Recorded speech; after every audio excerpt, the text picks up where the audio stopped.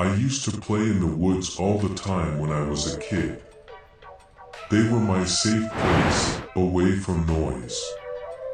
A place I could go to let my imagination run wild and have my thoughts feel free, rather than confined. Time marches on, however, and as I entered my teenage years, I visit those woods less and less. Pretty soon, what was once a place of serenity and childhood memories became nothing more than a memory itself. I just didn't have time for the forts anymore.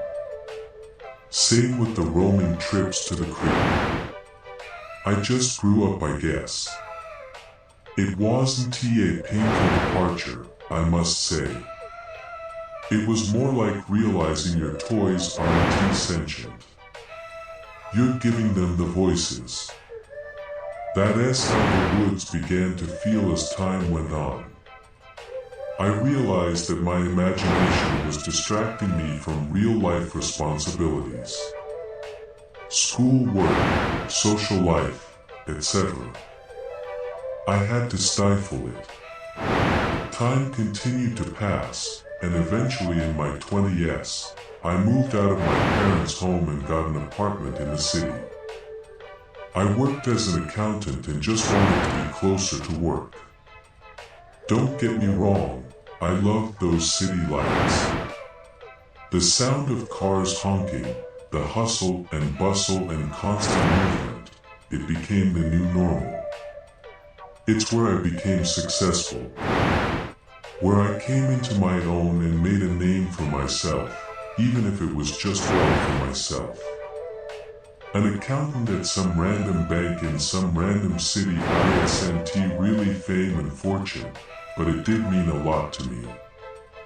Knowing that I had become secure in life. That's where I stayed for 10 years. In that apartment in the city. Alone. 10 long years of silence in my head. However, on my 32nd birthday, I got the call that changed the trajectory of my life and forced me back to the countryside from whence I came. I'll never forget my aunt's hysteria. Her uncontrolled sobs that made my blood run cold and my heart drop to my stomach. My parents had been killed. Brutally. And my aunt had discovered them. Now, just because I didn't live with them anymore didn't mean I didn't keep in contact with them.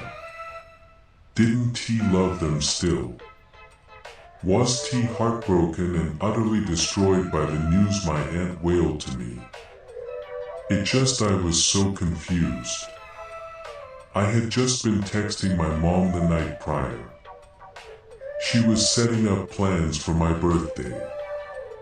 She always liked going out to eat at a restaurant of my choosing for that day. No matter how old you are, you'll always be my baby, she'd tell me.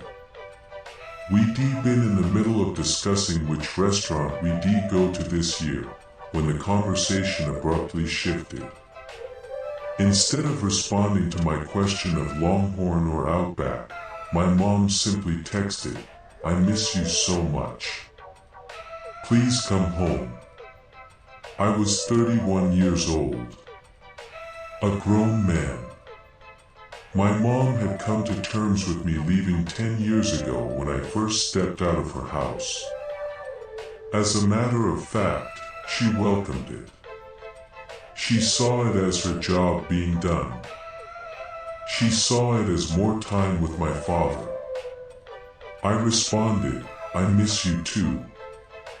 Anything wrong? I'll see you guys tomorrow, right?" There was a 5-minute wait before my mom's response, and I spent that time watching those little gray text bubbles bounce up and down from her side of the messages. When she finally responded, it was 2 words. "Come home." Confused, but not yet worried, I responded with, "I'll see what I can do tomorrow. Maybe I'll spend the weekend with you guys." I got the notification that my message had been read, but no response came from my mother. I figured we'd pick back up tomorrow, and with that thought in mind, I decided to call it a night. And, of course, you already know what ended up happening. Apparently, my aunt had discovered them along the tree line. Just lying there, mangled and bloody as flies circled their corpses. At least, that's what I imagined was happening. My aunt was too broken up to go into detail farther than they were dead in the woods. Of course, this called for a trip back home. A long drive back to the countryside of Georgia. The deep countryside of Georgia, near the Blue Ridge Mountains. I called into work and reported the news, and my boss sympathetically gave me all the time I needed to recover. Be back when you feel like you can be back, he told me. I thanked him profusely and packed a bag for the next few days. I didn't know how long I'd be there, but I did know I wanted to be prepared. On the drive, skyscrapers morphed into suburbs, and suburbs into fields, and fields into forests. I began to feel a little nostalgic, remembering my time in this environment. In this setting where life was smaller and simpler. I remembered how my parents walked me through life. Encouraged me to grow and expand my surroundings. Tree after tree passed by my window, and eventually my thoughts landed on the time I spent in those woods near my house. I began to tear up because it felt like that childhood was officially gone. All I had left was memories. Before I knew it, I found myself sobbing as my car rolled on down the highway. After about 3 hours of driving, my wheels finally found the dirt road that led to my parents' house. I felt my heart begin to race.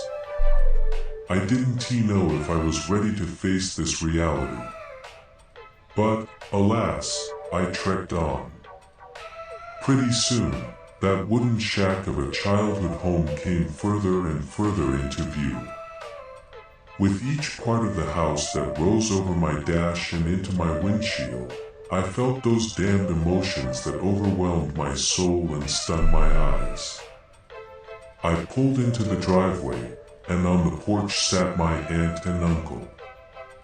My uncle cradled my aunt in his arms as he rocked her back and forth. I parked my car and jumped out to hurry and greet the two of them, and I could have swore I heard my name being called from over my shoulder. I looked back and found nothing but trees shaking in the crisp night air.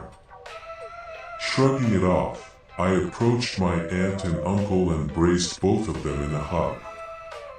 My aunt was still in hysterics, and my uncle was trying his best to comfort her. I sat with the two of them for a while, recalling old memories. We laughed through some of the tears, but for the most part we were all just completely shocked and grief-stricken. While I sat with them, a thought crossed my mind. Wait, I said. Why aren't the police here? There was a silence that lingered for an uncomfortably long time before my uncle answered me. Case was open and shut. Their work here is done. I couldn't believe what I was hearing. My parents had been killed and it was just cleaned up. In a day. How is that even possible? Is all I could think to ask. Animal attack. Their wounds were consistent with that of a bear mauling. That's what they labeled it as and that's what it's gonna be, responded my uncle. I winced at this. Believe it or not, this was not something I wanted to hear. Alright, let us just change the subject. Where you guys staying tonight? Are you staying? Dabbing her eyes with a handkerchief, my aunt responded with a groggy, "We got a hotel near town. We'll be there through the funeral." "What about you?" I thought for a moment. I knew where I wanted to stay, but I didn't know if it was appropriate. Furthermore, I didn't know how these two would take it. I was thinking to stay here tonight. Just one last time. I think I need to. To my surprise, they didn't argue. They accepted. Endeared, even. We chatted for a bit longer before saying our goodbyes. I watched as they got into their car, waving at me sympathetically before backing out of the dirt driveway. Their taillights faded down the dirt road, and before long I found myself alone once more. The night air kissed my face, and after a few moments to myself on the front porch, I decided to go inside. The house felt empty. It was fully furnished, but it was just not full. There was an absence that I could feel in my soul. I walked around for a bit, high on nostalgia as I went room to room. Seeing my parents' room hurt the most, and I was only able to look at it for a few moments before my grief made me close the door. The part that stuck with me the most, however, was my childhood bedroom. It had been untouched. Right down to tea.